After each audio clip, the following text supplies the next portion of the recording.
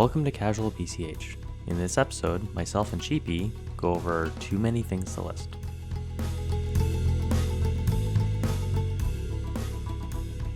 It's been quite a while since we've talked. So It's there's been a a lot of minute. stuff to go over. Yeah, it's been a minute. When was the last episode, actually? So the last episode was in November, so that's only 3 months ago, right? 2024? Shh. 2023. That's what I thought. Yeah. That's what I thought. Yeah, just a year and 3 nothing's months. happened in the last year. No, Yeah. of course not. It's all the same, right? Right. The price might be the same. It hasn't changed. Yeah, 2023, I guess it probably was around the same. I mean, it was before the Bliss conference, which makes sense. Yep. Yeah, so I guess since the last one,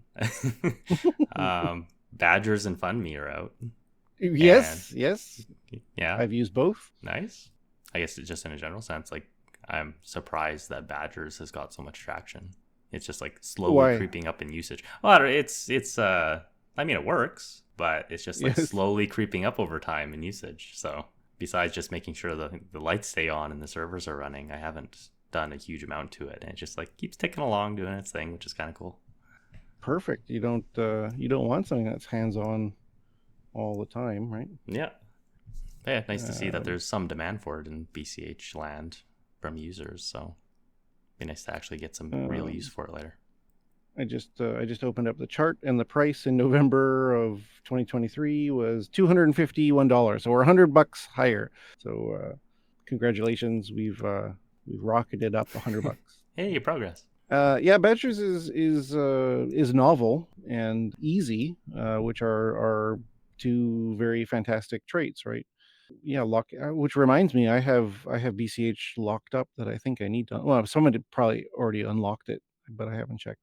Yeah, I was champion for a while for the most Badger coin liquidity on Cauldron, and then also the most BCH locked up, and then I just got totally eclipsed by a bunch of people, I guess. Yeah. So I'm no longer the Badger whale. I was the Badger whale for a very, very short time, and I don't mind losing my throne at all.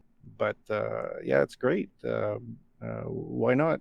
Jeremy also has started burning Badger as part of his crowdfunding for the podcast, which is also quite interesting. Yeah, there's no real downside other than you lose access to your BCH for a short period of time, right? Mm-hmm. So why not? Yeah, for the burning Badger, my mind kind of immediately went like liquidity would probably be better than burning. So burning, you're just buying Badgers from the pool and almost making the pool smaller with a smaller amount of BCH in it. So the price fluctuations swing higher, whereas liquidity would like soften the price fluctuations. They're both, people can do what they want. Yeah, I guess it's going to depend on numbers. Obviously, less supply means greater pump, and if that's your goal, then that's what you want. But yeah, if you want a stable coin, then more liquidity would be better. I mean, somebody could come along with 50,000 BCH, lock it up in Badger for a couple blocks, and then just wreck the whole market. Right. I think I only tested it with 1,000 BCH on testnet though, or chipnet. So anything above that would be outside of what my testing did, but should be keep fine. That in mind, whales. Yeah. Don't lock up 50,000 BCH. There's a burn. Right. Thank you for your donation. Oh man, I have to go into hiding. Should be fine. Should be fine. Yeah. What's the biggest BCH lock you've seen?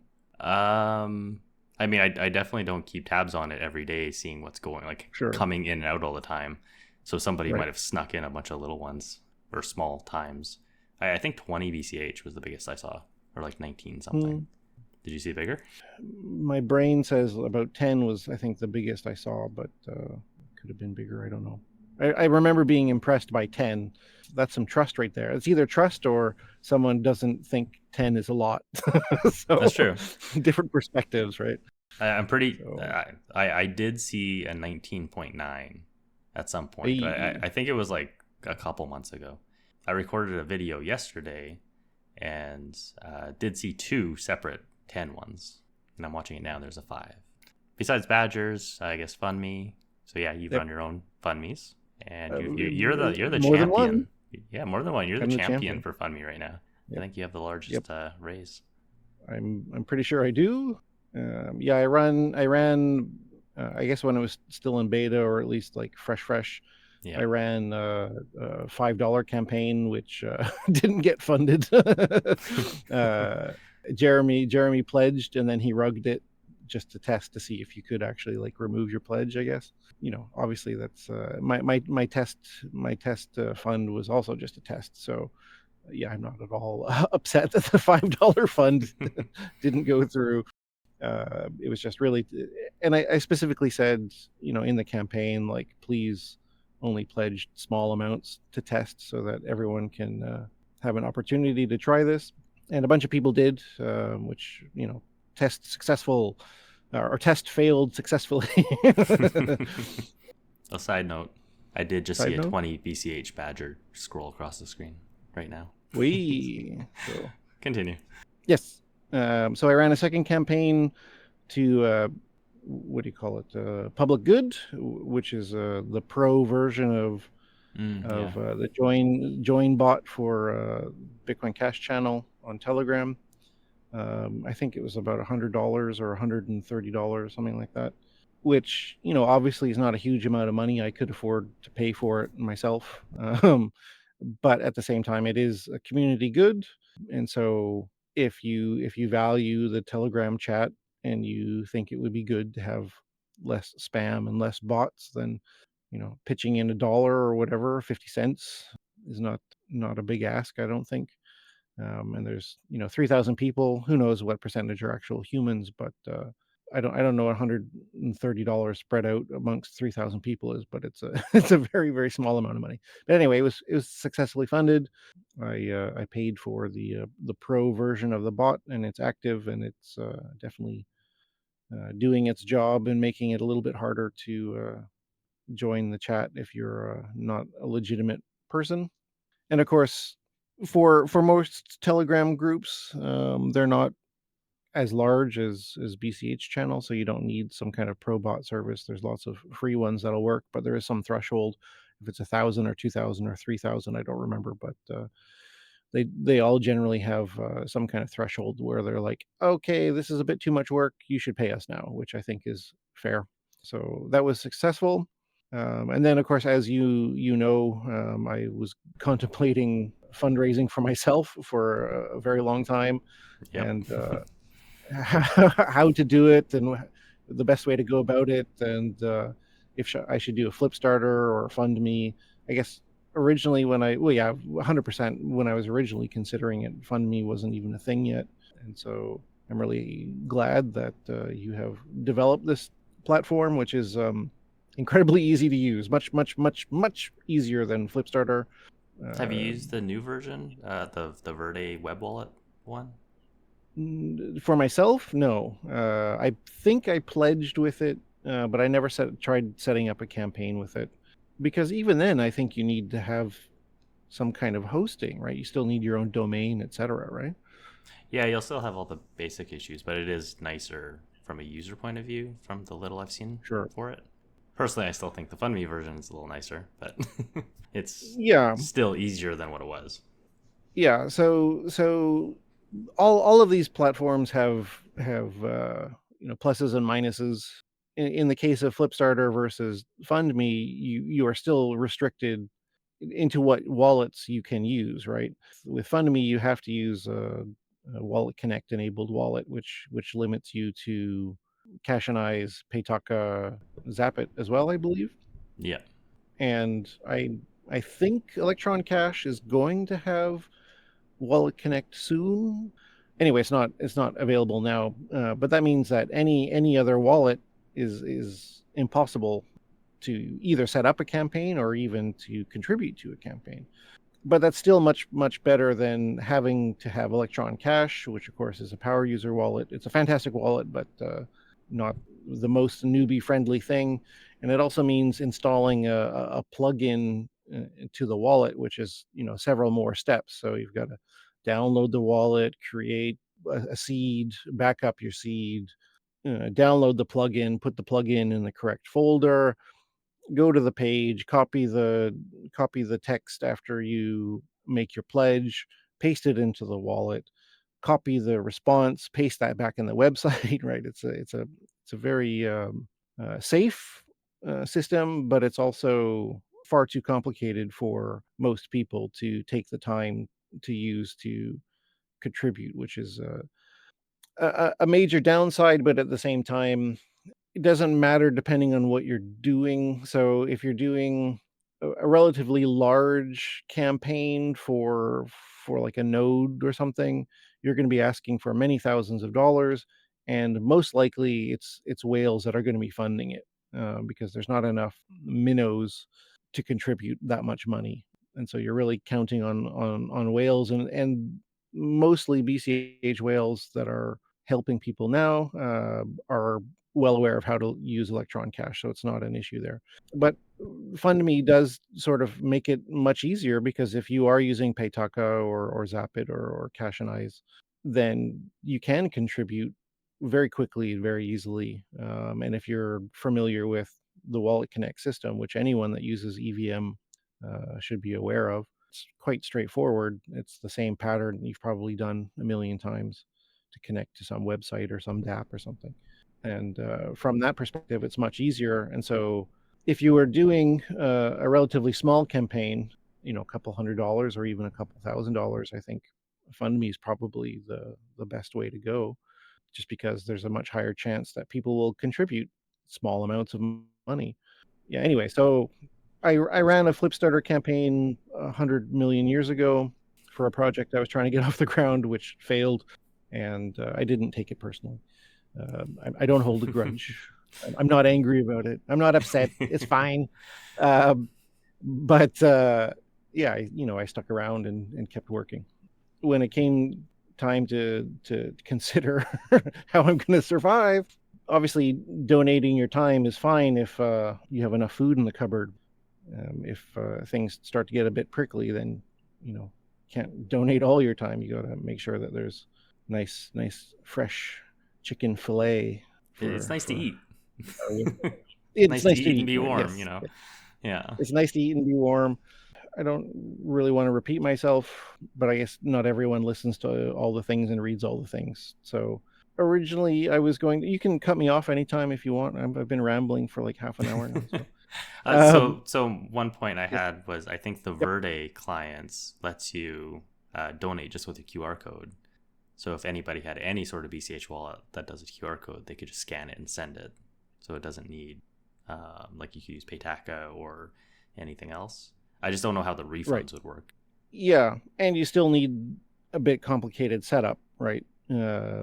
So if you're... Oh, you mean setup for the campaign? Like actually initially creating? For the campaign itself, yes. Oh, okay. Yes. So if you are technically competent, and that sort of thing doesn't scare you or give you anxiety, then yeah, that's probably the best way if you're thinking mostly about the end user perspective. But how many people are doing stuff in BCH that are devs? Well, a fair percent, but there are also other people who are not devs who are doing stuff. And obviously for fundraising, it's not just for devs, it's for anyone who thinks they have something to offer, entrepreneurs or influencers or whatever is out there, or even some small project, right? So if you want to do a small conference or meetup or educational workshop or something in your area, and you only want like a couple $100 or even $1,000 or whatever to host some event, then you have to sort of weigh the advantages and disadvantages of these different platforms. But yeah, by far the easiest to get set up is fundme. There's no question. It's a form on a website. You don't need any coding experience whatsoever. Yeah, I guess the other side for the differences would be like with fundme, you're technically relying on me to have the server running so that it can get donations, because fundme.cash is technically the only site that interacts with the contract right now. So anybody could create one, or it could, in theory, be plugged into some mobile wallets or something, and it would show up on there. Although the data we'd still have to figure out. That's one thing that's an open question still for like the pictures and the descriptions, since that's all on the fundme server. So, right. Whereas with all the Flipstarter ones, it's you're in control of that, so you don't have to trust anybody else. Right. Yeah. Yeah. Of course. There's different levels of trust here, and pros and cons. And I, 100% understand why Flipstarter was designed the way it was, which is to be as trustless as humanly possible. You are trusting that Electron Cache hasn't been compromised. You're trusting that your web host hasn't been compromised. There's always going to be some kind of trust. And in the case of fundme, you're trusting that Sayoshi isn't the Antichrist or just a scammer, right? So it depends. That's actually the interesting thing, though, because so with fundme, I can't rug the contracts. The money's outside my control because it's within the contracts themselves. But there is trust. go read them. Well, that's the problem, right? Yeah, I know, that's true. You just use ChatGPT. It's getting a little bit better. It still hallucinates a lot on it, but hey, can this contract rug me? It's like, yes, you can get a Persian rug. It's like, no, that's not what I mean. The problem with the mantra of do your own research is I'm not qualified, right? I'm not qualified to audit a smart contract. I'm not qualified to decide if this medication is better at blocking neuroreceptor peptides. It's like, I'm not qualified to say who is the greatest pitcher of all time, right? Like there's all this do your own research stuff. At some point you're going to end up trusting all different kinds of people, even if you don't think you are. Like even if you do your own research, you're trusting that the person that's providing the information to you hasn't skewed it, right? So you don't need facts. You just need to believe hardly. Yeah, right. Lord Raiden, carry me. There's always going to be trust involved at some level. That's up to you to decide if that's a risk or not. And of course, surrounding yourself with people that you can trust or do trust is important because you can get their advice, which is probably a much broader topic that we could get into later if you want to. But anyway, I have met Sayoshi. I do believe in him and trust him, and so much so that I felt that doing my fundraiser through him, not through him, through his product. His money didn't touch my hands. Keep me out of that. That's right. His work, yes, was good. At this point, we got interrupted, and when we came back, the topic had moved to visiting Japan. Yeah, we need something to bring us over there. That's why we want a conference or something. Okay. Yeah. I want to set up like a BCH commune in Japan. I think I really do. Like, I think there's an island. It's not a huge island, but it's also not tiny. It's got a few small cities on it. I don't know. Somehow I have this like fantasy that like turning it into like a crypto mecca would be like awesome. I don't know. It doesn't make any sense because it's not like downtown Tokyo or anything, right? It's like isolated, but I kind of like that because it's like, I don't know. Anyway, even if not like a bunch of people on the island, I think having a massive crypto presence in Japan, not just crypto, but like actual useful crypto. There's a whole bunch of Ethereum and whatever developers here. Mm-hmm. But as we know, crypto products in general are in this bubble that don't interact with meat space. They just sort of float out there in DeFi land where you make a contract and you get tokens, and then the tokens go up, and then you trade them for other tokens that go down, and then you combine sit on the them train with and don't talk to anybody about it. Right. Yeah, it's weird. Like crypto basically doesn't exist in the real world. Mm-hmm. So I'd love to be able to correct that. And I think Bitcoin.com was really working on that when they were still dedicated to BCH. But that is gone to the wayside, very unfortunately. So anyway, we're talking about before. We're talking about fundme still, I think. Yeah. There's a point I was trying to get across, but on that trust. Oh, right, trust. Okay. But on the point you just said, that's how like Bitcoin Cash City and stuff, it all kind of starts from a couple people, and if you did in theory get a small community form, then that's kind of how it begins. So right. So we're counting on you.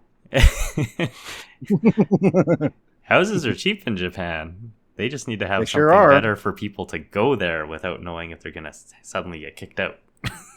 So what you're saying is I need to buy another house and then rent it to you or lend it to you so that you can test the waters. Is that what you're saying?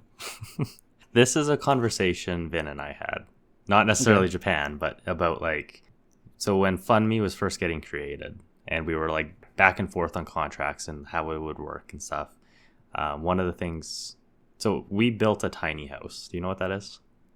We built a tiny house? That's a book? Yeah. Or no. We built a tiny house on a trailer, a car trailer. So it's this is something you actually did. Yes, we actually did this. Okay. So okay. So it's like a 24-foot long, 8 wide trailer, and it's got a little house on it, so it's like a gigantic shed. Yeah, so we built that and lived in it for a few years. And nice. When we're talking about fundme, this is related, I swear. Okay. We're like, well, what could you do with fundme for these contracts? Like in a successful scenario, fundme's used, and it's like, well, in theory, you could get things happening where it's like maybe somebody wants to buy some property somewhere, Canada, property, expensive housing, etc. And then you could raise a bunch of funds to build a bunch of tiny houses and put them on, and then people can rent them and you're making income off of it. And all of a sudden, a bunch of that income is going to the token holders who raised the funds on fundme. So it's like a full profit incentive thing. And that's very tax heavy and legal heavy and stuff. So it's like we've never actually thought about doing that, but it's like you can technically do it. So you just need to get some, houses and get some people interested in coming over, and because housing is cheap there. So there was a share house boom and an Airbnb boom here before COVID, and it was really taking off, and all kinds of rental properties disappeared because they were being converted to Airbnbs and stuff. And of course, that's all exploded. I guess since tourism has ratcheted up again, it's maybe not as terrible as it was the last 4 years, but it's certainly something that people do. But even doing an Airbnb or share house kind of thing, there's a bunch of laws that go into that. But the biggest hurdle, so if it's just 90 days, which I think is sort of the standard tourist visa that people get, depending on what country you're coming from. Yeah, doing a share house thing is possible. But as far as rental, the biggest concern is visas. And so if someone wanted to come over here to, work on their startup or whatever, there is a new thing called a digital nomad visa, I think. I haven't looked into it. There's one guy I know who was considering it, but in the end, he decided just to have I don't even remember the name of it. It's basically like a company owner type visa, like investment sort of visa thing, just because of the numbers. I don't remember all the details. So it's something I would definitely have to look into more. But I think the digital nomad thing also requires a fairly large amount of capital on your own books, whether it's your own tax information or what. I don't know how they qualify that in order to get it. I think when I looked into it before, it was something that was like, oh, this is good. Oh wait, this isn't going to apply to like the people that I thought it was going to apply to. Mm-hmm. But there is also I am aware of people who do visa hopping, and so they are digital nomads. They come and they live here for a couple months, and then they leave the country and then go stay somewhere else for a short time, and then they come back here and then stay another 3 months. And so you end up having like a house here, and then it's empty for a few weeks or months out of the year because you're doing a visa run to go stay in Thailand or Philippines or some other place for a while, and then getting another tourist visa to come back here, which I think is probably illegal, but it is certainly something that people do as a loophole. So yeah, I would love to. I mean, if there was some demand, I would love to set up like a BCH share house in Japan, and then people could come here and then collaborate with other BCH enthusiasts, even if it's just for a short stay, like 90 days, and then they can worry about their own visas and stuff after that. I don't know, but I don't think there's any particular demand for a 9 apartment building that is exclusively for Bitcoin Cash enthusiasts. Yeah, everybody can go bunk at the Foundation's house and say with Cheapy. Right. So yeah, it's a chicken and egg thing. Yeah, there's one thing related to this a little bit is that when I was looking at potentially traveling and stuff years and years ago, Canada has like a working visa agreement with a lot of countries. Yep. So if you're between 18 and 30, you can go work for a year. Yep. So apparently, Japan and Canada have that as well. And then Japan has it with like another 35 countries or something.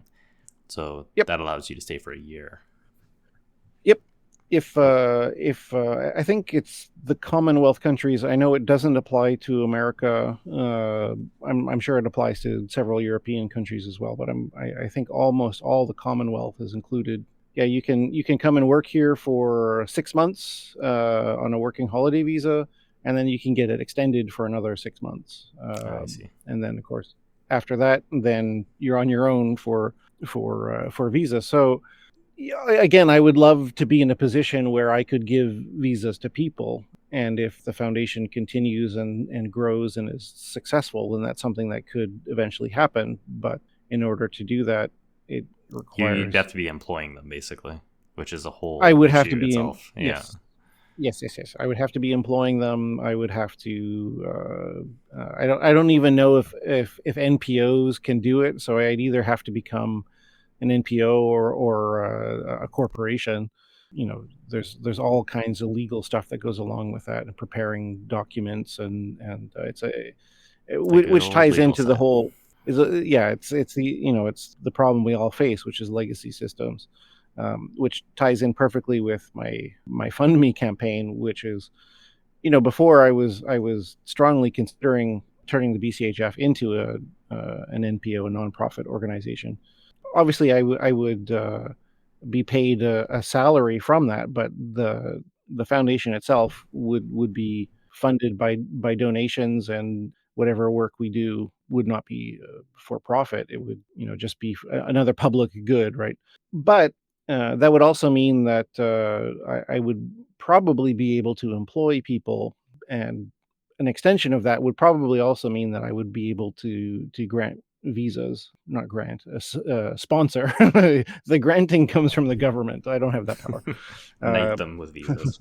Yes, IW, official agent of Bitcoin Cash. Yeah, when I went and I talked to a lawyer, and I talked to an accountant just to get the lowdown on the details of even just setting up an NPO, employing people, which I'd love to do, but just setting up an NPO. Even the paperwork and the amount of money that it would take just to set things up just made it a non-starter.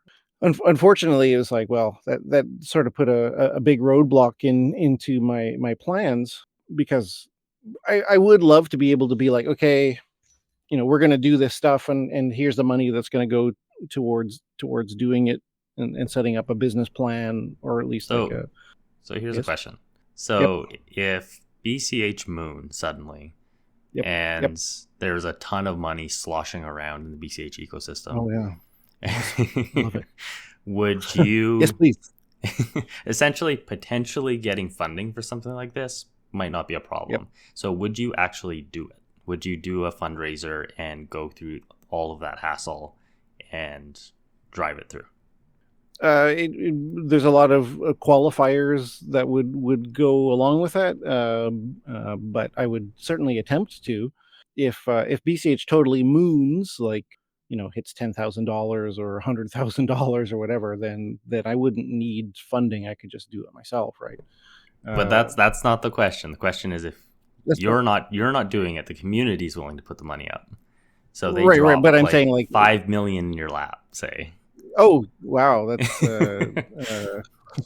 that's ridiculous. But if they did, would you actually like running a foundation that can grant visas to get people to work together for up to a year?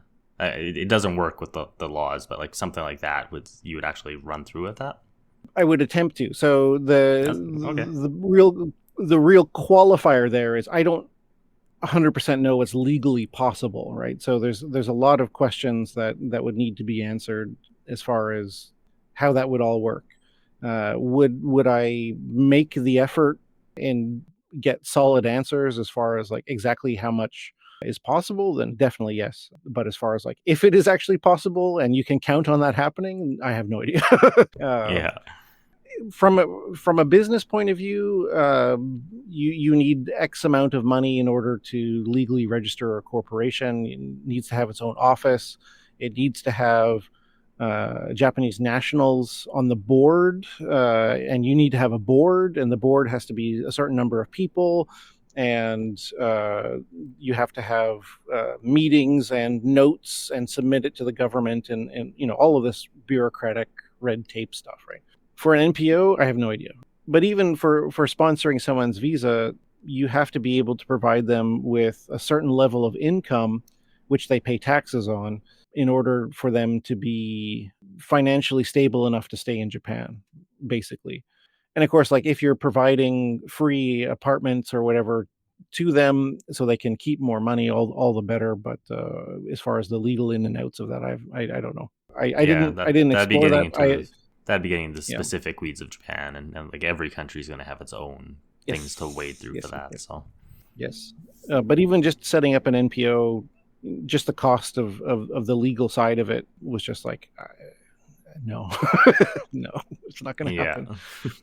So it's still on the books. It's a stretch goal of mine to expand things. I would love to be in a position where I can give people jobs, right? There's lots of stuff to do. I'd love to be in a position to be able to do that. But at the moment, I'm just recruiting volunteers because we're not there yet. So if you happen to speak another language and you want to help by translating the weekly Bitcoin Cash news, get in contact with me. We already have traditional Chinese and Spanish. Yeah, I saw that. That's cool. Often there's I guess this is somewhat connected, but maybe a bit of a tangent. There's a lot of people who complain that like, oh, BCH isn't doing enough, or it's not hitting the goals that I want it to do, or the target's not hit, and the price is not doing what I want it to do, and they just complain all the time. Hey, help! All of us are volunteers to some degree. We're doing that. There is no boss delegating work and money. There are businesses that are operating on BCH, but generally speaking, most of us are doing it because we want to, and we need help. So if you can dedicate an hour a week, or a couple hours a week, or a day a week, or whatever, there's lots of stuff to do. If you don't know what you can do to help, I wrote a whole document on read.cash, but get in contact with me. I'll point you to stuff that you can do. There's lots of things that need help. So in other words, get off your ass and be someone. be someone, be part of the solution, right? So yeah, the more you complain about, BCH should, someone should, well, that's you. Can devs do something, right? Yeah. No, devs can't do all the things. So you can help too. Yeah. If it doesn't, you don't need to be a dev. I'm not a dev. I'm doing all kinds of stuff. I'm not a dev. I can't code. I couldn't code my way out of a paper bag. So yeah, you can do stuff too. But I'm not a cute cat. You don't need to be a cute cat. You don't need to be an influencer. You don't need to be all these preconceptions you have about the reasons why you can't help. That's just your own personality and misconceptions getting in the way. There's tons of stuff you can do to help. You can be part of the solution. 100 of you would make things so much better. So please help. Yep, totally echo that. My side also is pushing the people to actually try to get into coding if they just don't think they Sure. can, because Yep. I was like that like 4 years ago and decided to just change it. So Yep. it's kind of the whole purpose of my talk is going to be at Bliss as well, centered around that. So Oh, yeah, the title is yeah. Be Someone. There you go. Yeah. Yeah. I think a lot of us have this psychological block of like, I'll never be as good as, the GOAT, Michael Jordan or Eddie Van Halen or whatever the GOAT is in your opinion. I'll never be as good as them, so there's no point in trying. Like most people on earth are not the GOAT. So you whatever it is you want to do, if you study it a little bit, put in a couple hours every week, you can help in all kinds of ways, whether it's graphic design or making content or making code, little programs. You want to figure out how to make, why can't BCH ABC? Well, I don't know. Figure it out. You can make the thing that makes BCH go ABC, whatever it is that is. Especially So, with the day and age of AI, where the information is right, just so easy to get now, and right. it's just it's night and day. Like I was kind of in the middle of learning how to code and do websites and stuff. So like before AI took everything by storm, I was slowly plugging away at it and making progress, and then it's like AI starts taking over, and all of a sudden the amount of stuff I can do just starts like accelerating vastly. It's And crazy. yeah, that kind of ties into Yeah. the video said I recorded earlier, where so I'm putting my feet to the fire and kind of announcing it a little bit just to encourage Oh, me to keep doing it. But it's out. You got to finish. yeah, I got finished now. I'm joining the BCH letter club. Is I think what I said to you. So BCHU, going to be Bitcoin Cash University, and just trying to do tutorial videos on how to code and get into doing smart contracts on BCH. Going from literally a fresh Windows install with nothing but Windows updates done to it, and then going up from there. So Oh, wow. once this is out there, and I don't know when it will be, but nobody's really going to have an excuse. Unless I'm just a horrible teacher. We'll see, but I think I'll be okay. I have no idea if you're a good teacher or not, but I've had a million horrible teachers and I still learned stuff. So you'll be fine.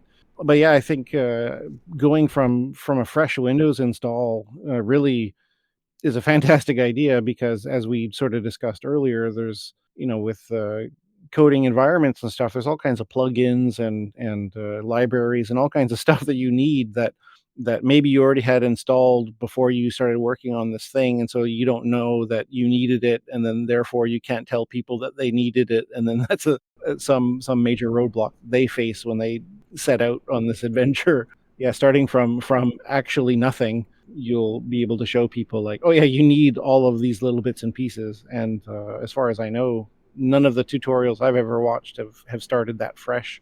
So that's fantastic. Yeah, Awesome. that's specifically why I did it, because that happened to me so many times where it's like, just run these couple commands and then the program loads up and you're fine. It's like, well, the first command had an error and now I don't know what to do. Yes. It happens to Yeah. me too with different things. And it's like, I followed the tutorial exactly, but it's not working. And then you ask AI and it's like, oh yeah, you needed to have this thing. It's like, I don't know what that is. Yeah. Open this file, Great. make this edit and then config file, save it over here. It's like, yeah, no thanks. So I haven't really narrowed down exactly I've only recorded like the intro video so far, but I got like 16 video course layouts done that I have to go through and actually do now. I kind of figured I'd like integrate smart contracts into the course so that Okay. part of the what people have to do for like the lesson is to build an actual like function on a website to interact with the contract, and when they finish it, it actually calls the contract and they get back like an NFT, which is like a tiny certificate. Oh, cool.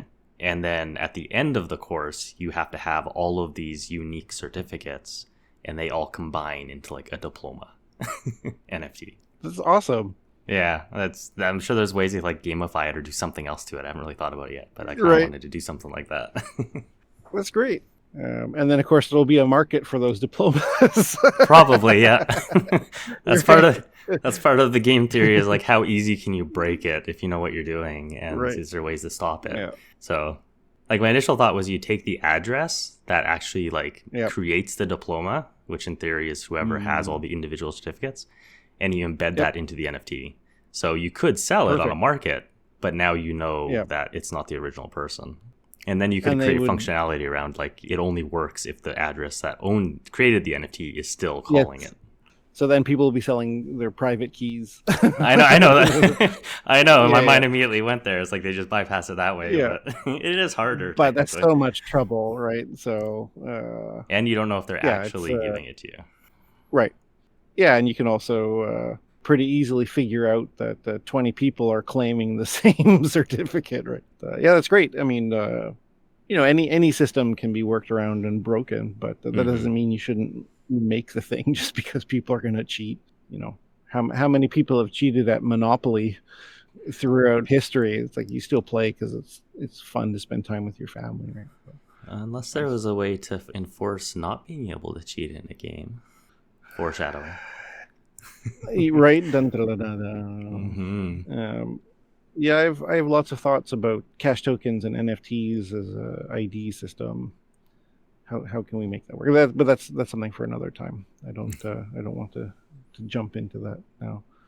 Why not? How would that work? Because I have I have a concept of a plan. Oh, I see. Somebody's gonna steal it. No. Well, I mean, maybe, but no, I haven't put all the pieces of the puzzle together yet, and so I don't want to. I don't want to be like, okay, we can do this thing, and it's like, no, actually, you can't do that. So I'm just gonna no comment for now. Yeah, understood. But, I'm thinking about something. I'm thinking about something that someone should build.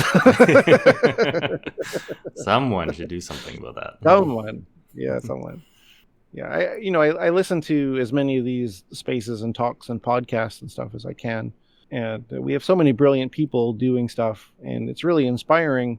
I wish I could contribute more, but everyone's limited by the number of hands and time they have. But nonetheless, if possible, I want to do more. So we'll see. Maybe if there was a course that came out that walked you through it, you might want to dive a little deeper. Someone should make something of that. Yeah.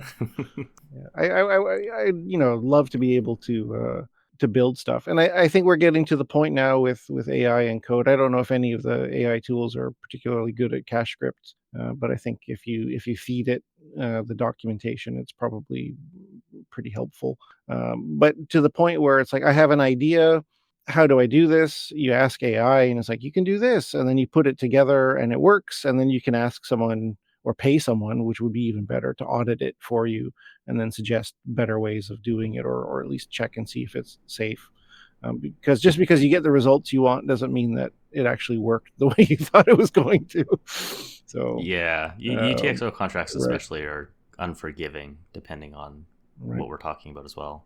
Like, I've used AI quite a bit, but I would never trust it to write a contract, not expect lots of errors still. Right. So somebody actually put a contract in the BCH podcast chat tonight that I looked at, and right away it's like, oh, it doesn't limit like where the funds have to go for one of the things. So it's like, it was supposed to be like a loan payment system, I think, and so you're supposed to be doing a payment against the loan. So it's like it allows the rest of the logic, like it's in the right area, it's thinking the right things, but it's like it'll accept the payment to pay down the balance on the loan, but the money can just go straight back to the person that was paying it. So the loan goes down, but it doesn't get the money. So it's just things like that come up.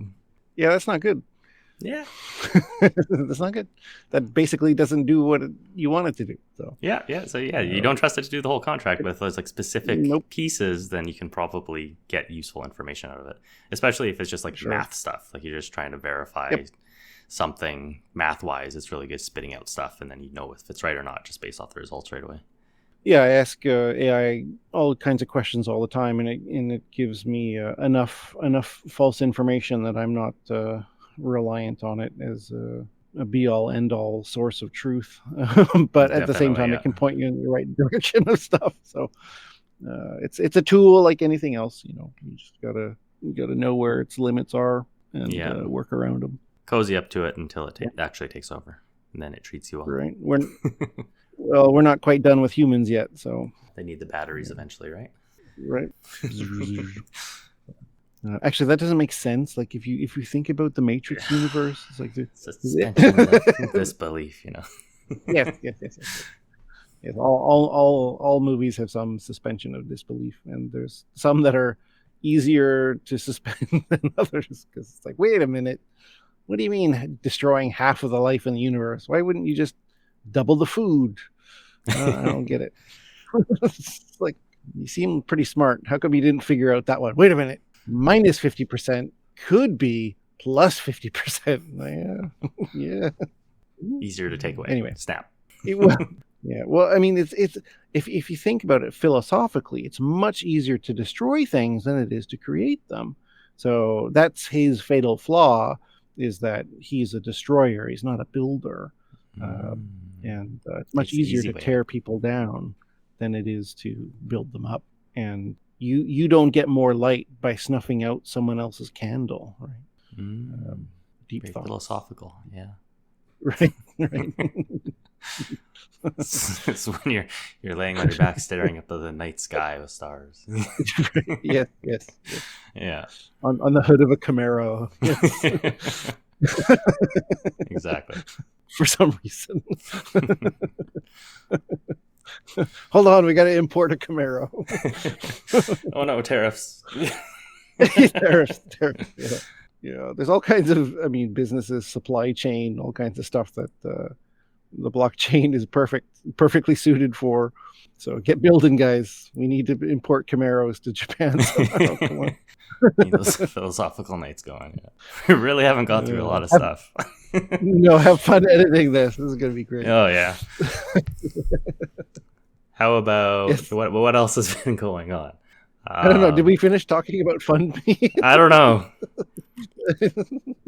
I think anyway, the point my campaign was successful. Yay! It worked really well. fundme was great. So and also I think a fantastic thing about fundme, and I'm sure you'll agree, is that there is a tax on it, and so Sayoshi does get a cut of your campaign. What's the percentage? I forget. It's quite 1.5%. 1.5%, which is incredibly reasonable and absolutely deserved for providing such a service. Thank you. Yeah, I hope you enjoyed the money you collected from my campaign. Bought some popcorn or whatever. Well, let's say deserved. Thank you very much. Let's say that a decent chunk of that has gone into bringing things to Bliss. Oh, okay. So if anybody wants some unique things, collectibles, maybe, it might be worth coming to Bliss25 in Ljubljana. Ooh. May 13th to 15th. Ooh. Yeah. Are these for sale? There will be some for sale and some for free. Wow, free is the best. I'm curious what these things are. I guess there's only one way to find out, which is looking at photos after the conference.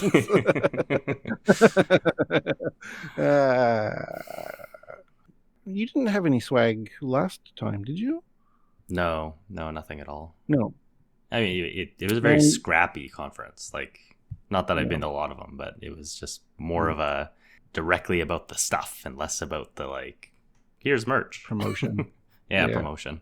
More just like building and ideas. So, which is what it's going to be this time, I think, as well. But we wanted to like bump it up a little bit. Yeah, why not? I don't know. I've been to a few conferences and events, and I don't know. I really feel like BCH is operating in its own universe, right? It's crypto has become this monster of weirdness, which we don't fit into. We're absolutely the misfits. On Misfit Toy Island or whatever. It's like, we got to make money for the world so that people can be free from all of these different pressures imposed upon them. Freedom. And then everyone else is like, yo, dude, check out the thing. I'm rich. It's like, give me that's $1 and I'll good. give you $2 back. Yeah. Give me $2 and I'll give you nothing back. Oh, okay. Yeah.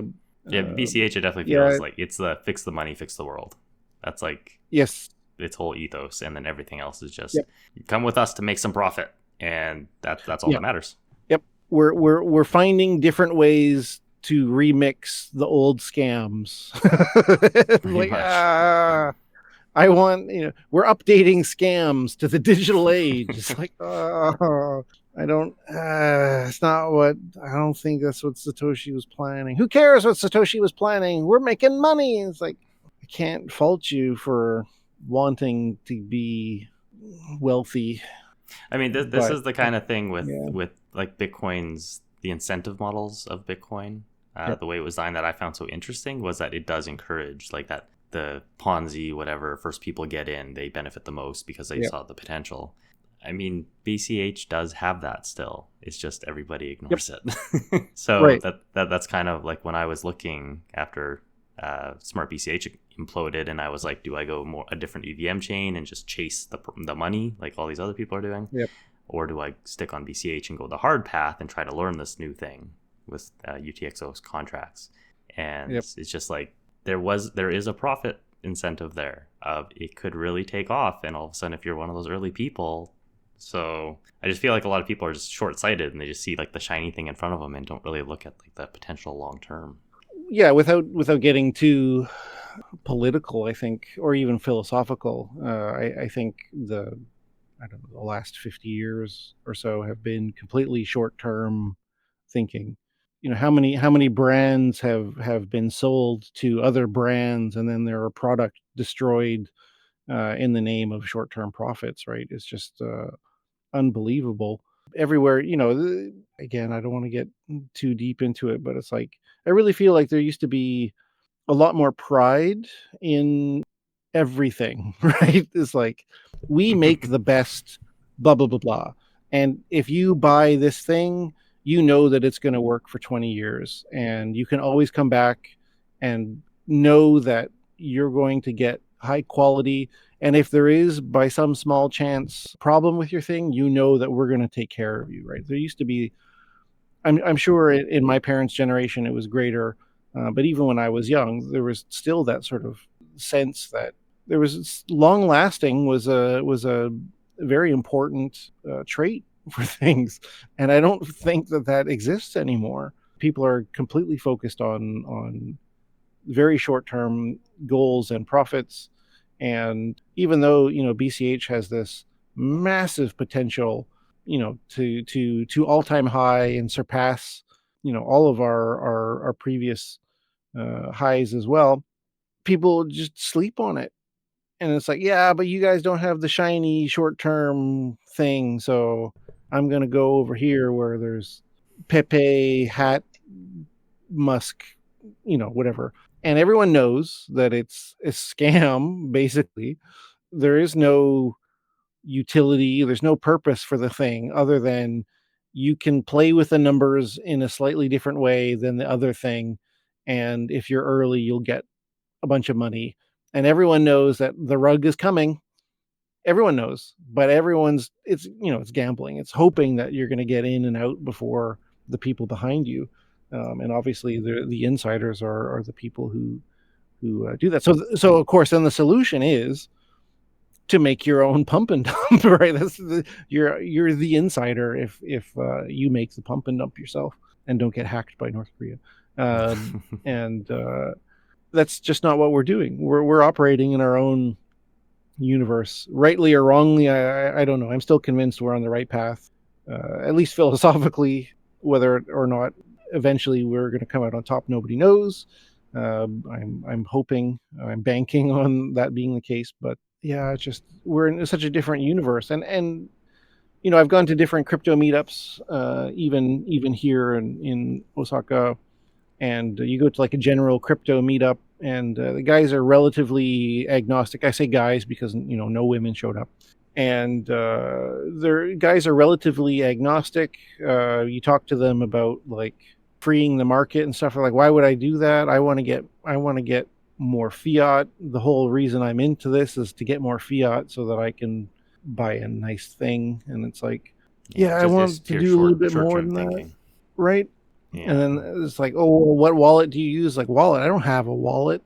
It's like, oh God, like, you know, exactly. We're in totally different universes. And then the only thing that we can agree on basically is like, yeah, having some gold is probably a good idea, right? Like that's the only thing where we have like some common, like, yeah, gold is still a good hedge because it's both rare and useful. So it's like, okay, other than that, what about, Bitcoin, the price goes up. It's been going up. I have some, it's in my Coinbase. Like, oh God, you don't have it then. Yeah, it's fine. Yeah. Even if BCH grew to like eclipse what BTC is today, you'd still be swarmed by people that were just jumping on for the money profit side, which is the interesting thing about the Bitcoin design, that it's incentivizing those people to jump in. So it's like, I don't know, I just keep viewing it as the guy dancing on the hill, and then the one guy joins, and then all of a sudden there's a stampede. Yeah. So yeah, so it definitely seems like BCH is still in that scenario, and just, yeah, that's part of the reason I wanted to do the training videos, is just try to get more people involved in it, because at this stage there's such a huge growth potential, and one person can have a gigantic impact still. So, and there's no reason why you have to dedicate 100% of your time or your finances to BCH either, right? You are absolutely free and able to like dabble. You don't have to commit your life like a lot of us have, right? You can just commit like, a weekend to like play around with smart contracts. Who knows? You might make something that catches on, and you'll be in at the ground floor because there's still not enough products being developed on BCH. So you have a real opportunity to be the first to snap up all of that ground. So why not give it a shot? Why not see if you can adapt the thing you've already built and is working to another format in UTXO. So see what CashScript is enabling us to do. If you're a BTC developer and you're waiting for Core to grant the ability to do that thing that you want, well, you don't need to wait for them. Just come and try what we have out there already. You got at least 18 months. You just got to fill that in with something, and you just dabble somewhere else for a little bit. Well, I mean, some of these people have been waiting over 10 years for their pet project, right? Oh, I know. And it's like, I appreciate your patience, but at the same time, it's like, meanwhile, you know what you could do?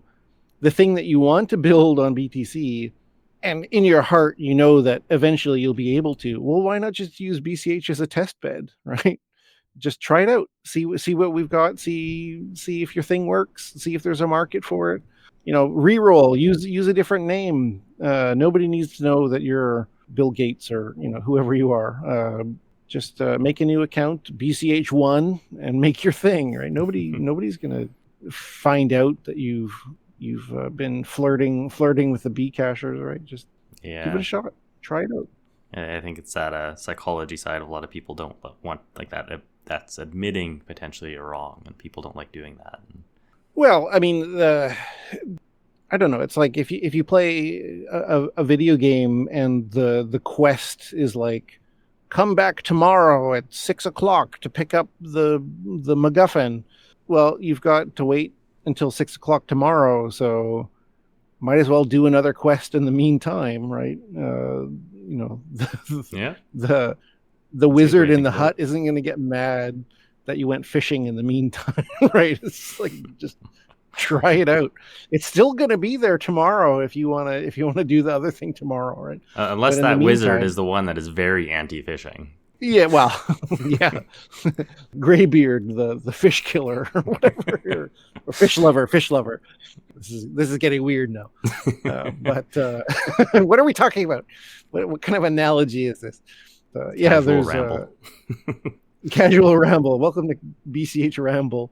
Yeah, there's no reason why you can't try the thing over here while you're waiting for the ability to do it over there, right? Especially if it's something that you can already do over here. Yeah. I mean, honestly, we are seeing that. There are some BTC devs on Twitter land that are taking notice Flirting. and looking a little more. If they're flirting with it, Yeah. I listened to the recent thing, a space that Reardon did, I think, with Moonsettler. And Yep. like Reardon even defended BCH a little bit, which was kind of nice to see from his guest saying that BCH people don't really do testing or something like that. And it was actually nice that Reardon said, no, they do good stuff over there. Yeah. Yeah. I don't know. Over the years, I feel like it has very slowly shifted a little bit. And why not? You know, a lot of the hatred from almost 10 years ago now has been social and personality based, right? I mean, at some point, the results on BTC, or rather lack of results, it's like at some point, people are gonna see and notice that nothing's happening. Yeah, but at the same time, like from people I've interacted with over the years, it seems like a huge number of people have a problem with Roger and Craig Wright. And if you are one of those people that hate those guys, good news, they're not really involved with BCH. Craig is long gone off in his own land, and Roger has not been our biggest voice for a number of years now. Bitcoin.com has not been our biggest push for a number of years now. You know, we're on our own 2 feet. We're doing our own thing. Whatever social problems that existed before probably don't exist now. And if you believe in Bitcoin the project, and I mean Bitcoin as in, you know, lowercase b Bitcoin, you want Bitcoin to succeed, and that means finding different avenues to make things work. And it's entirely possible that somewhere down the line, BTC or BCH could fork again with the true final version of Bitcoin that is the ultimate one, right? Or maybe one of the versions that exists today is, but it's an emergent process of figuring out which way forward is the correct way. We think this is the correct way. Some people think this is not the correct way, and they're trying to figure out the correct way, you know, themselves. And it's totally fine to keep an eye on both sides to see what those guys are doing and what they're working on, because, you know, nobody can 100% say for sure that this is going to be the thing that catches on and takes over the world, right? If you even look at it just from a market cap point of view, BTC is still not a dominant financial force in the world. It's the dominant crypto force, but it hasn't taken over, you know, the USD or the euro, or you know, people aren't using it more than they're using a fiat, right? So there's still a long way to go, and nobody knows for sure which is the correct path. So keep your mind open, right? And people on either side of the fork are thinking about ways of doing things that perhaps the people on the opposite side have not considered, right? Just because it has a different letter in the ticker doesn't mean that it's automatically bullshit, and that goes both ways, right? I see value in having the discussions and trying to like bridge the gap between people, but I feel like it's kind of like human nature that once you get burned by something, you don't want to get burned again, and you just kind of categorize that as something you don't want to interact with. And for myself, like I would probably say Nano is something that falls into that category with me, because like I've used a lot of different currencies, just playing around with them and how they work, just interested from a technology side. And so I used Nano in the past, and the time that I got into it was like a couple of weeks later, there was one of the spam attacks that brought down the network for me for like 2 weeks, and I couldn't move my coins. And of course you go on forums and people are like, oh, I can move my coins fine. It's like, it's not an issue, but it's like my personal experience was that my coins were stuck for 2 weeks. So I was soured on Nano for years after that. And I still kept up on what they were doing and what their solutions were to the spam problem, because that's kind of what I was interested in. It was the actual technical side of how did they try to fix it.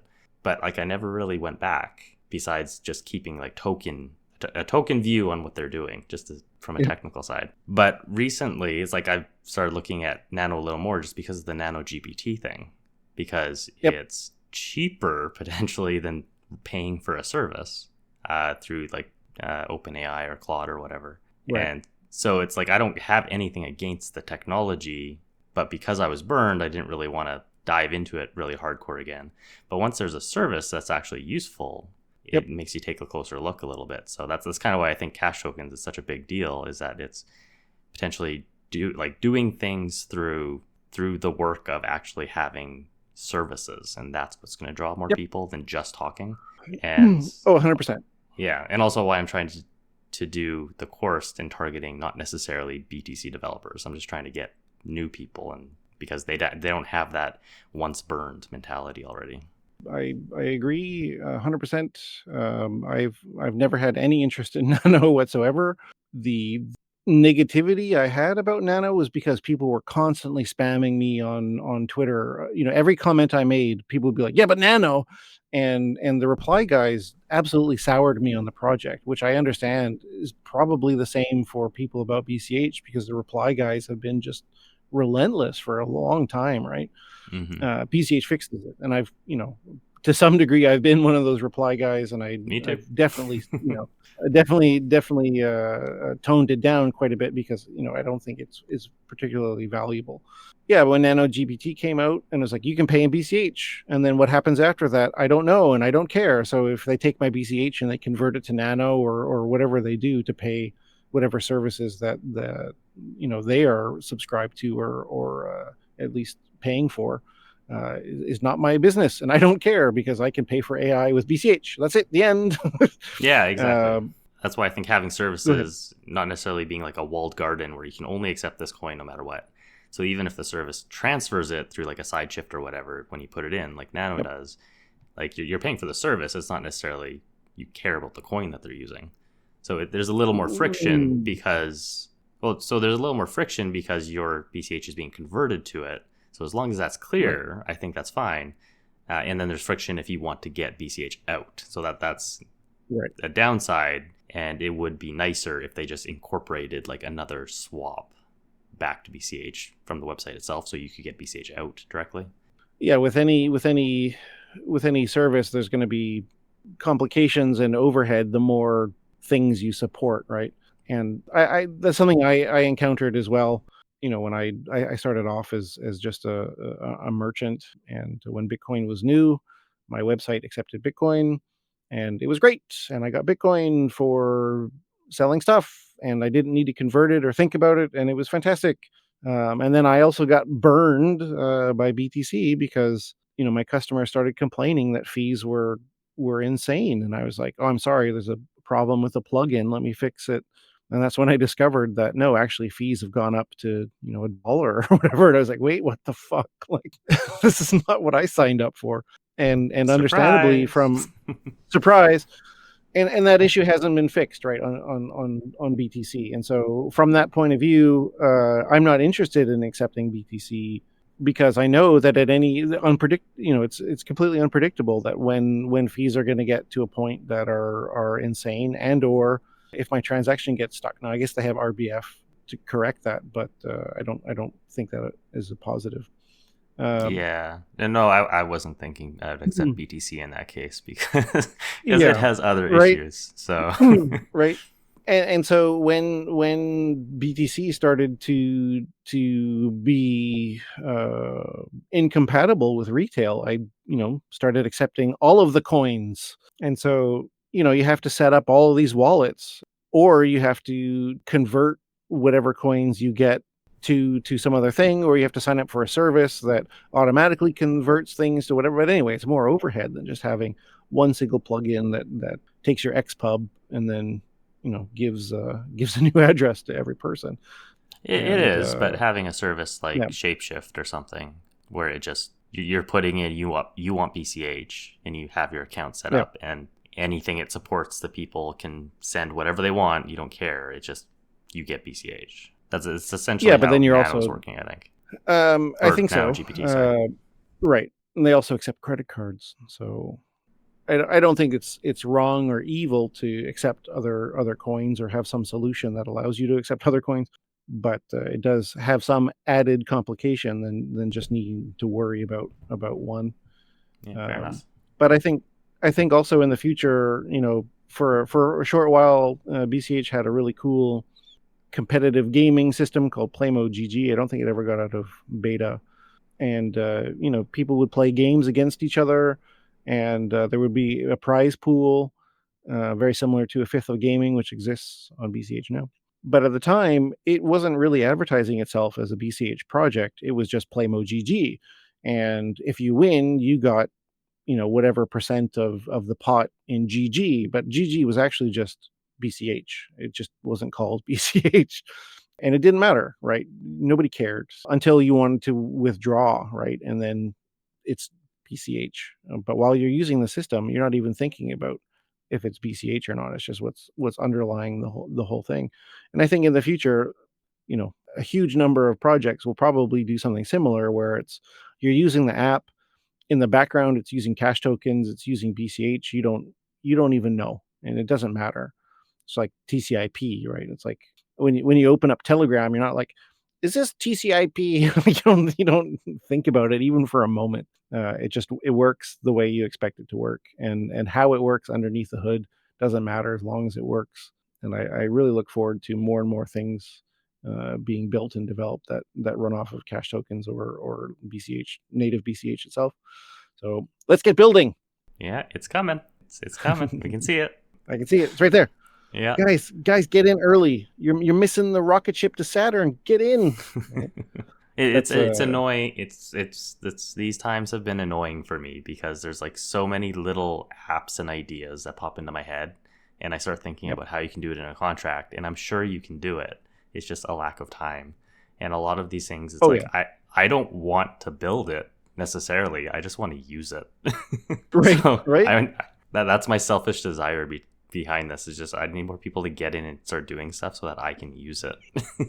I understand 100%. And I doubly so for me. I have these ideas and I'm like, it would be so awesome if this existed. I would totally use it. It's something that we need as a community, as a species, as all of the levels, right?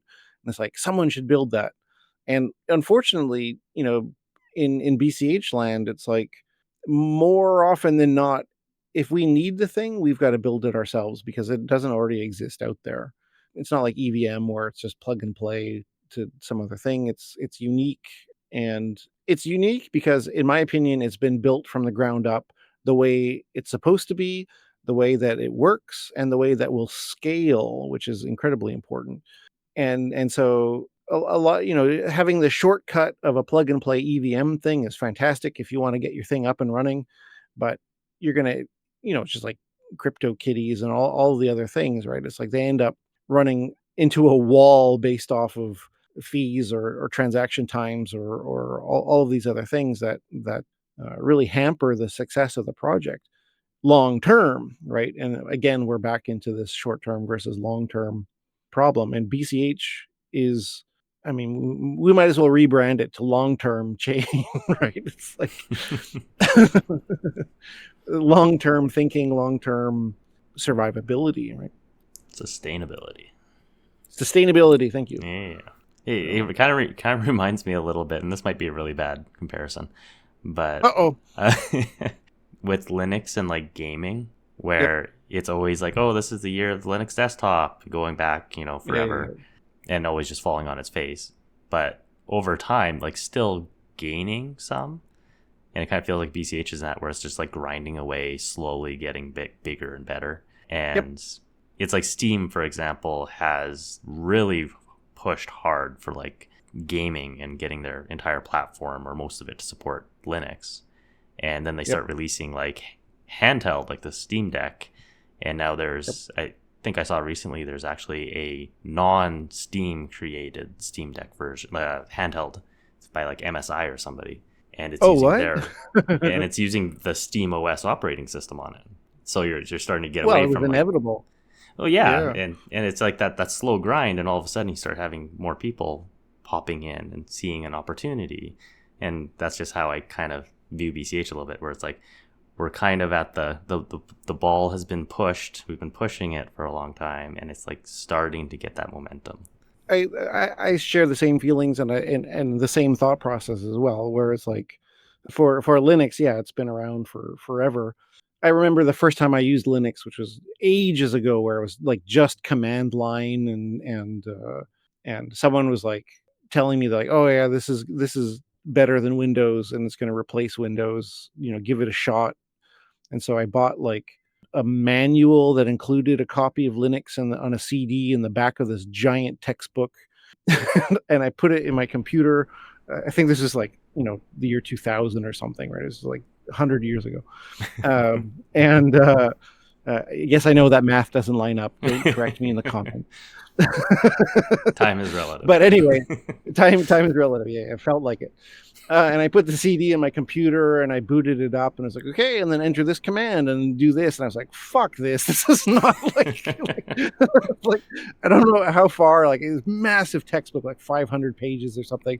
And I couldn't even get through like the first bit of it. And I was like, my friend is like out to lunch. Like there's no, like, you have to be a computer scientist to figure this shit out. Like no way this is better than like Windows 98. Like, come on. Like, give me a break.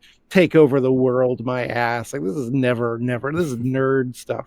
And they were wrong. The Linux desktop did not take over the world, but that depends on how you view it, right? So it's like, well, servers, every mobile device, your router, like everything is running on Linux. Far more things are running on Linux than you could possibly like imagine. If you have like some small computery thing in your house, it's probably running Linux, right?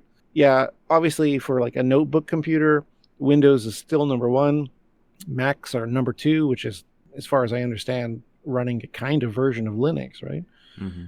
And then you have Linux notebooks. Like, okay, Linux didn't come out number one as the notebook OS. It's not done, I think, as people get more frustrated with Windows 11 and being spoon-fed a bunch of ad home calling bloatware. They're going to be more and more turned off and more open to operating systems like, Chrome OS, which is also Linux. And then just straight up Linux, right?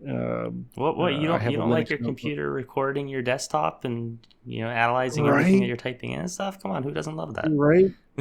So the pushback I've heard from people is like, yeah, but you can disable all that stuff, and it's like, well, I have no problem with those features being available. What I have a huge problem with is being not given the choice of turning them on or not. And by default, everything should be off. And one of my major complaints with social media as well is like they always default to the algorithm timeline. And it's like you can turn it to just a chronological timeline, but it won't stick. And every time you open your browser again, you have to do it. It's like, oh, like we're feeding you the algorithm. We're feeding you AI. It's like, I don't want to be fed anything, right? I will not be upgrading to Windows 11. No question whatsoever. No. If I still have to run a computer to run, some software that I use that is not possible to run in Linux for certain hardware, etc., then I will keep a Windows 10 computer, even if I have to keep it offline, specifically for that thing. But I will. I'm already 50% there. My notebook is. When I bought it, it had Windows 11 on it, and I formatted it right away and put Linux on it. Nope. Yep. No, I'm at that point too. Yeah. I've used Linux in the past like 4 times, I think, like trying to fully switch over to it. And it's the first time it was like absolute hell trying to get through drivers and stuff. It was quite a while ago. Yeah. But each time, like I still gave up. Every time I still gave up and went back to Windows. A lot of it being because like I like to play games, and a lot of them just didn't work. But that did get progressively better every time I went back to it. And still is. And still is. Like the last time I did it, actually, it worked pretty decently. But there was like some random apps that just wouldn't work with it, like you're talking about. And rather than maintaining the dual boot, it was just easier just to go back.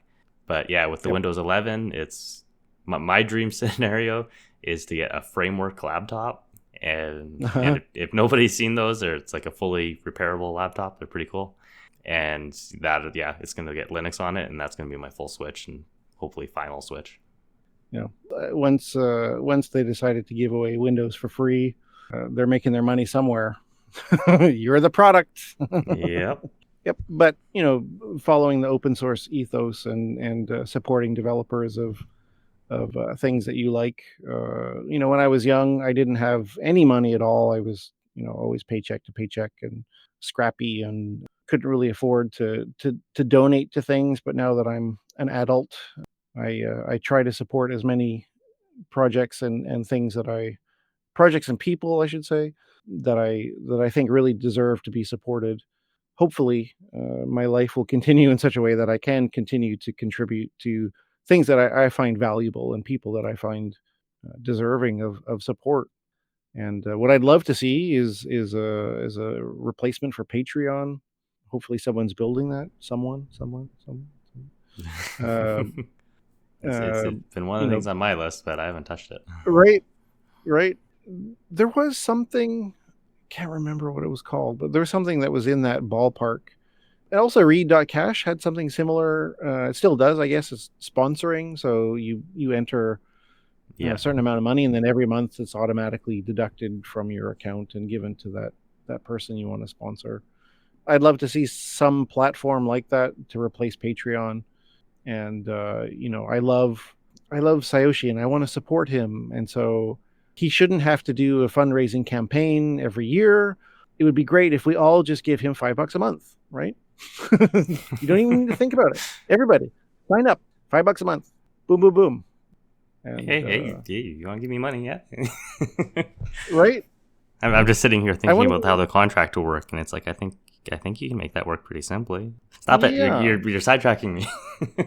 Well, sorry, but I think that would be huge, right? Oh no, that'd be amazing. Because honestly, I find the current fundraising system to be very limiting and a little bit frustrating, because it's an all or nothing there's only big ask. It's an all or nothing big ask. You basically have to put a business proposal together, or at least like really strongly justify what you've done. Donations are great, but most people don't take the time to do it. But if you could subscribe to people that you constantly support and view their work, whatever it is, right? And so let's say, for example, BCHF weekly news, like you watch it every week, but you don't, every week. So I'm not going to donate every week.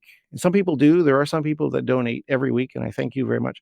But it would be easier if at the beginning of the year, or whenever you decide, you send $100, and then that equally divides it into 12 parts, and then every month I get 1/12 of your donation, right? Or however you want to arrange it, if it's by sats, or if it's by yen or dollars, or even just a fraction or whatever. And then that way you can support the people that you want to support, and then the people that are being supported have a somewhat knowable, reliable income stream, right? Obviously people come in, drop out, or whatever, but I think it would be fantastic, right? And then everyone can have their own like little page, like support me, and then some people will be really sad because it's like no one supports me. It's like, well, have you done anything? It's like, I put an address up. It's like, no, you have to do stuff. And that also goes in the proof of work, right? So it's like if people see you're consistently doing good stuff, then they can be like, this guy deserves my support. Mm-hmm. And then you'll support them, right? So yeah, someone build that. Go do it. Maybe I'll make that one of the assignments on the BCHU. Because just sitting here thinking about it. So if anybody wants to grab this idea and go for it, the way I'm thinking is that Cheapy makes a contract, and the payout, there's a function on it that goes that he can call any UTXO on the contract that goes to him, and he's allowed to take out $5 from the UTXO. So if Sayoshi wants to support Cheapy, he sends $100 worth BCH onto UTXO, and it sits on Cheapy's contract.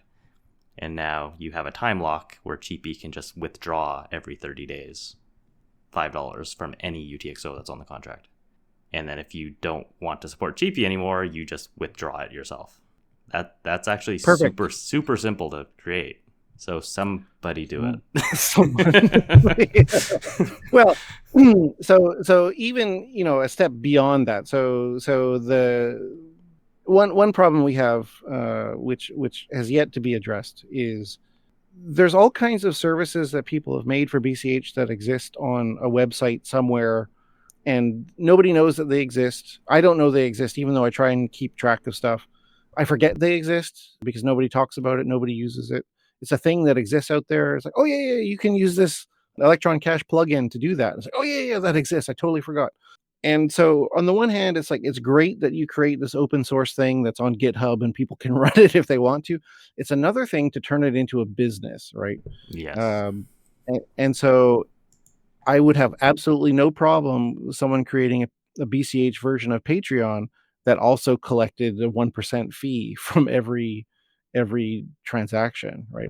I'd have no problem with that. I would absolutely support that. Someone could turn that into a successful business, right?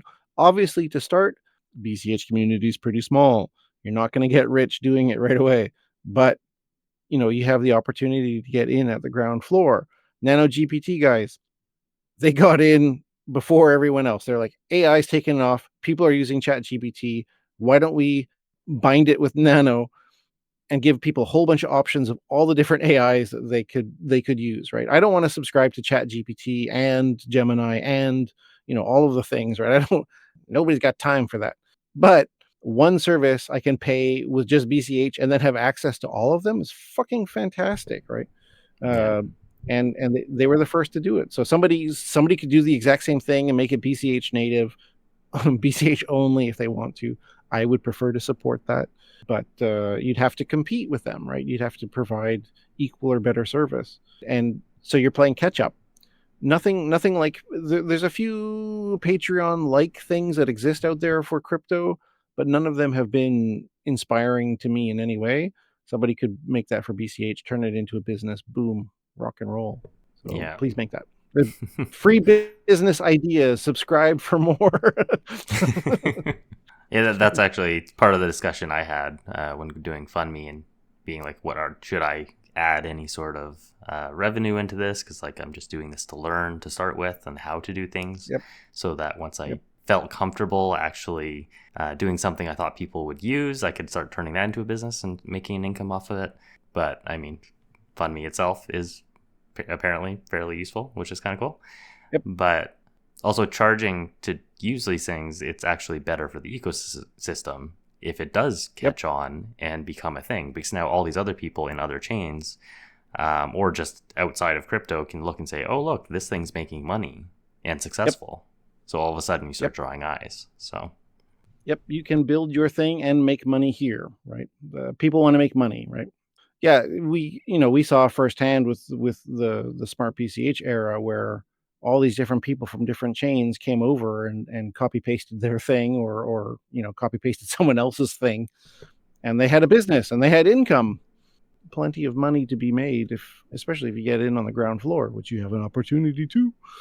It'll get better over time as more things start coming out. It's just the case of the ovens are cooking. We'll see the results once they're done. Yep. So if you have it's like anything, you can start small. I'm sure fundme could grow and improve and get more complicated and more options, and massively if you choose to. But at the moment, the MVP works perfectly fine and is incredibly useful. So it's great. So if you have some idea, like a very simple Patreon alternative that you can make on BCH, that doesn't mean you have to stop there, but it could be just one of your many income streams. So build it. Yep. Build it. Yeah, that's kind of my thought. Maybe I'll build it right now. Hey. Yes. watch a future tutorial video and do it. Okay. Yeah, okay, that'll be the test. I'll go through your program, and if I can make a successful business just from watching your tutorial series, Man, you should charge money for that. Yeah, no. I'm not going to paywall the knowledge on this one. Right. You're right. Yeah. So, yeah, people have suggested that before. It's like, make the news subscription. And it's like, no, the point of it is for people to learn about what's going on at BCH. I'm not going to put it behind a paywall. Yeah. Absolutely not. No way. No way. Yeah, get double the length with just half bloopers and put that behind the paywall. There you go. Oh. Yeah, no, I'm not going to do that. No. All right, we've been going for a little bit. I do got to sleep at some point. Sleep get up in the morning. Yeah, I know. I'm already at a deficit right now. So I did have one that might be good to close on. Is how are the online BCH meetups going that I've ghosted twice now? Yeah, I think I'm still listed as a co-host, but I only ever participated in one. Oh, really? And that was years ago. Oh, yeah. There was a few different online meetups going on for a while. Like we had the Osaka one online during COVID, and then Satoshi's Angels was hosting an online meetup thing, and we tried to do it in VR as well, which made me sick. It all just petered out. I didn't do it, but Vikram is still hosting a monthly BCH meetup. I don't remember why it was put on as a co-host. I think just for the original one, I was actually a co-host. But I don't even have access to my meetup.com account anymore, I don't think. Yeah, I stumbled across it and saw you on it as a host. I'm like, oh, okay, I'm going to join that. Say hi to Cheapy. Yeah. And then I just didn't do it twice. Yeah, sorry. Yeah, I'm not involved. Yeah, last time, actually it was yesterday or today, someone asked about like, how are the online meetups going? And so I checked the meetup.com page and I saw that my name was still there as a co-host. But yeah, there was I don't know exactly what's going on, but there was some, Satoshi's Angels was very involved in organizing and coordinating these sorts of efforts. And so maybe something to do with Satoshi's Angels account to pay for the different meetups, or I don't know, something in the organizational structure for it. Maybe why I was originally one of the organizers. I don't remember exactly. It was some years ago now, but no, I haven't been involved at all. So, okay, something to potentially look into. Yeah, well, just looking at the current one, which apparently was today. 14 hours ago, somebody said that they're in the waiting room, and then a couple hours later, somebody's asking about, is there room for technical conversations discussing how to build systems using BCH?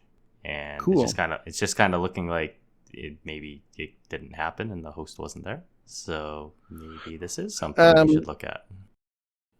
We then brainstorm some ideas, but you're gonna have to wait and see for the results. Yes. Okay, so maybe a real ending. Yeah. Okay. Did you? Thanks for tuning in. Thanks for tuning in. Did you ever play Heroes of Might and Magic 3? No. Aw, man. Do you want to?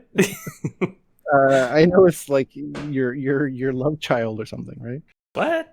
There was some old game I know what you're talking about. Yeah, that was Asheron's Call. Right. I did play some, like, I'm assuming this is ancient. Yeah. In 1999.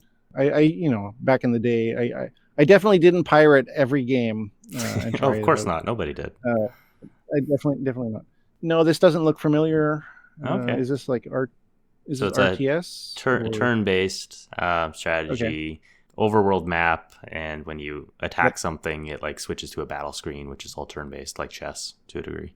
I don't know. I randomly saw a video of it and saw a group of people playing, and it's like gigantic in Russia. It's like very competitive. Oh, good. Well, we better get used to it. Yeah.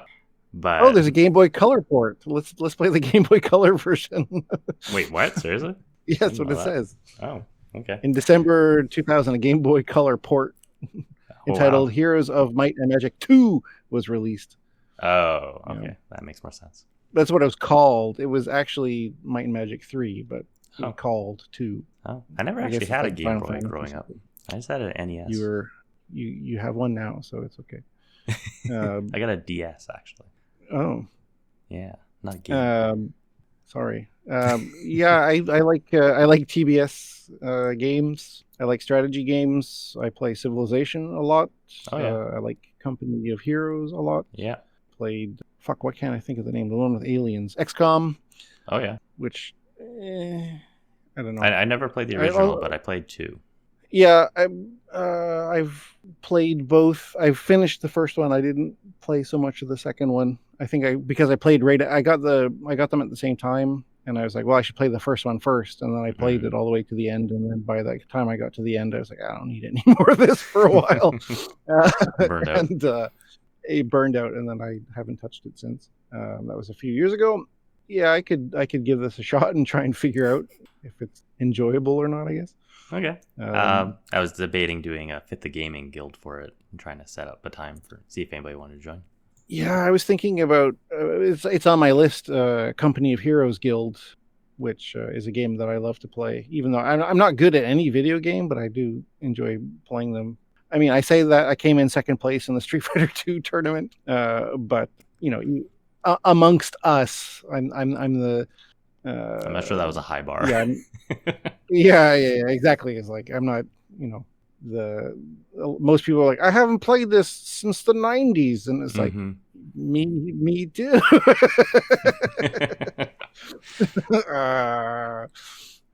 Flashback to you got a cabinet beside your computer. I do. Do you really? I have a Mortal Kombat 2 cabinet, and I converted it to MAME, so it has everything. Yeah. And so, yeah, the last time I played Street Fighter 2 was not a long time ago. But I mean, I don't like obsessively play it, but it was definitely far more recent than most people there, right? Mm-hmm. Yeah, I do have an arcade cabinet in my house. So, okay, if we do a Heroes 3 thing, then I'll join your Company of Heroes. Okay, it's going to be Heroes. Heroes only game. So any game with hero in the title can be a part of it. Hey, there we go. Done. Including like we have to find like I like it. I like this idea. So we have to find like every and all game that has hero in the title, and then it doesn't matter what type of game it is. We have to like try. So we have to find like really obscure, like shitty indie games with hero in the title and have competitions. That'll be fun because it'll be like nobody knows what they're doing. So the Hero Guild. The Hero Guild. We only play heroes. The Hero Guild. Well, I don't want to limit it to heroes. I want it to be hero, so there's more options. Okay. Yeah, I like it because it'll be like, I don't know what I'm doing. Nobody knows what they're doing, and then one what do they call it? Like shark will come in and be like, oh, just wipe us all out. This is my best game, and just wipe us all out. I love it because it'll be total like shit show. It'll be total shit show. Oh yeah, I love it. Yeah, let's do it. And we can stream it on CasualBCH Twitch.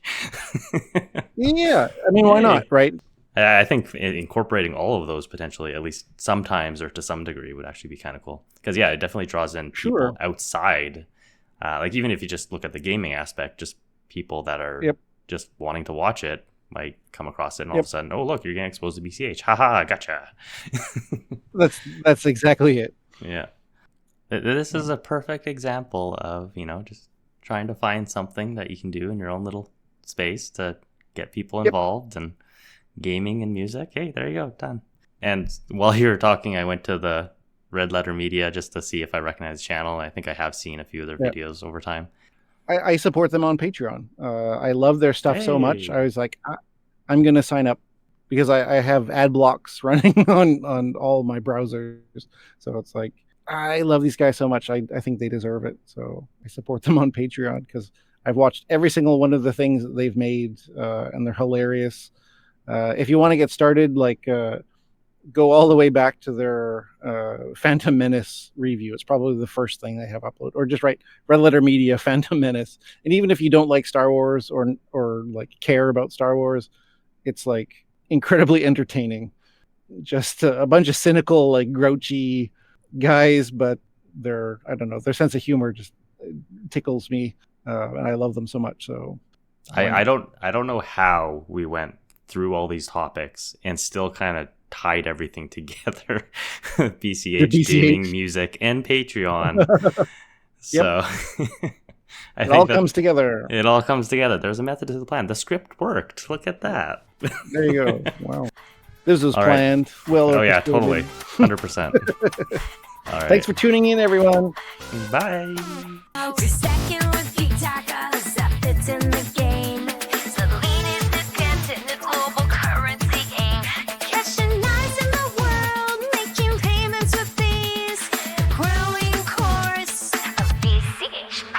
With the Bitcoin Cash Army, rise up, unite. From wallets to dexes, the future is bright. Flipstart or fundme, funding what's real. BCH Bulls got your hedge and deal. Gurus position, prices they predict. Badgers are staking, unlock with a click. Cauldrons brew and trade, no middleman fees. Raw cash with rights. Contracts with ease. Decentralized power, no leader in sight. Changing the world, we accept the fight. Foundations tremble, all systems decay. Bitcoin Cash is paving the way. We're the Bitcoin Cash Army, rise up, unite. From wallets to dexes, we're ready to fight. The BCH podcast, keeping it real. Hey, the foundation has a free sticker deal. Developers rising, the code's getting tight. Conferences sparking, innovation all night. Contracts brewing, apps on the way. Growing adoption every single day. We're surpassing the king, reclaiming the crown. Bitcoin Cash is where freedom's found. The bells all one, the truth shining bright. A warning to those still lost in the fight. Get on board, or be consumed by the blight. Yeah, there was this was ages ago. Probably 4 years ago, I think there was a live stream for like BCH Day or Fork Day or White Paper Day or something, or some live stream by Satoshi's Angels. This is before I had an established face and I wore like a cat mask, and I don't think it exists on the internet, which is fine, which is good. But yeah, I joined the chat and I was talking a bit, and then like in the comments, who's the fucking furry or something like that. It's like, But it wasn't even a furry mask. It was just like a cat print mask. Come on, furries put in way more effort. Give me a break. You don't know furries. That's you true. Don't know. Yeah, that's true. Yeah. Cosplay extreme. You could leave that in. Right at the end. You don't know furries.